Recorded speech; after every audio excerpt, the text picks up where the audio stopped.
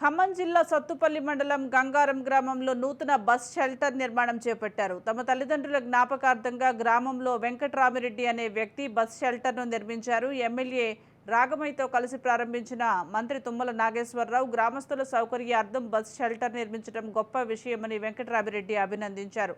ఈ కార్యక్రమంలో పలువురు ప్రజాప్రతినిధులు, కాంగ్రెస్ నాయకులు తదితరులు పాల్గొన్నారు.